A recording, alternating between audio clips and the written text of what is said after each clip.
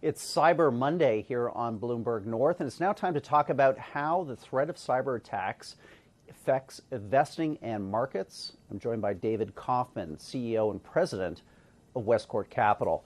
David, let's talk about the risk to investors. We've seen some big companies, Target and others, suffer, be punished in the market due to cyber breaches of their data, proprietary data. But, you know, is that the only risk that investors should think about in terms of cyber and its effect on their portfolio? Well, the risk has grown sort of as exponentially as the threats. You know, in the old days, terrorism and theft have always been around. But because of the scalability and the portability of cyber terrorism and cyber theft, it now can happen to a lot of people all at once with a lot of money. So the headlines are all about, say, the targets, which all of a sudden my credit card information, for example, might be released to someone else. But I haven't really felt that as the consumer, because I know that if someone steals my credit card and uses it, that I am not liable for those charges. What will end up happening, and I think what a lot of people miss when they hear about this, because they think, well, it's not such a big deal, someone else is going to cover it.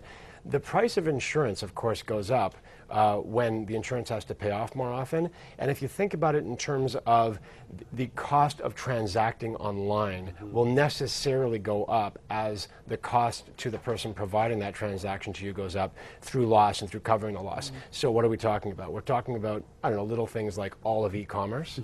We're talking about credit cards. And those two things together are an enormous part of the economy. So when we look at it, I wouldn't bet against a credit card company just because they're going to necessarily be subject to threats, in the same way that I wouldn't not shop on Amazon just because they too are going to be subject to these threats. The question is that I want to make sure that they are investing in the infrastructure, the IT infrastructure, that it will allow them to defend against these threats. And I think that it's very important that we have to embrace the concept. I know this is a big issue right now.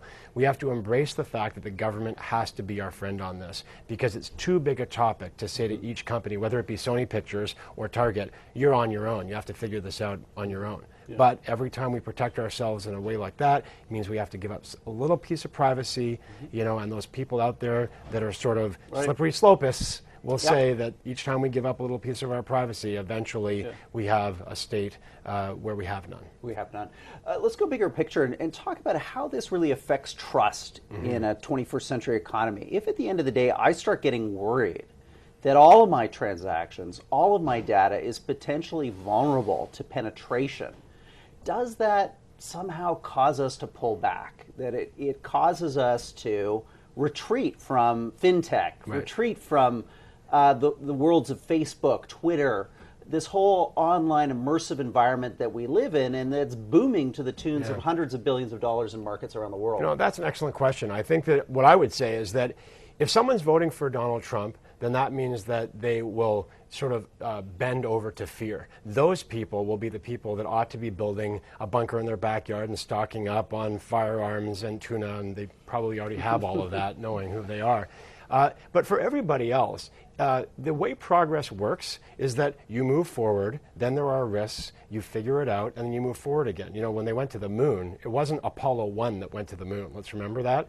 And so there is no way that we're going to give up the internet as a way to get information, as a way to get things. And then, of course, when you get to the Internet of Things, there is no way that we're going backwards. Once I have a thermostat that is smart, once I have a phone that is smart, once I have a house that runs itself, there's no way that I'm going to say, no, let me challenge you on that. I mean, there were some disturbing recent hacks of cars, like physical cars on the highway, where hackers, again, showing vulnerability to the auto manufacturers, could command and control a vehicle moving at, you know, X kilometers an hour. I mean, that to me as a consumer makes me think, wow, I want to have nothing to do with driverless cars. Right, and there's also the scariness of, you know, the nanny cams, where people have broken into them and suddenly some other person is talking to your child through the device in the room, which is a very scary thing.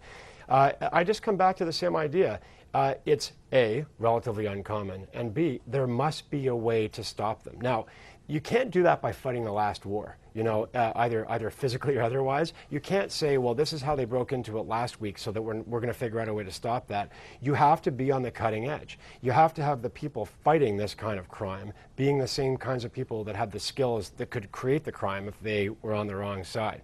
And I don't believe, there will be, no doubt, there will be times when we get off the rails, and there's going to be something large, like people creating chaos by, for example, taking over driverless cars. But they're coming. I mean, I drive a Tesla myself. When I drive up the highway, I put it on auto, and it auto drives. It keeps up the traffic. It keeps me in my lane. My hands are right there near the wheel, but I'm allowing that type of progress to allow me actually to be a better driver by allowing it to drive itself. And I'm not going to go backwards, and I don't think that when people have that kind of technology, they're going to go backwards either.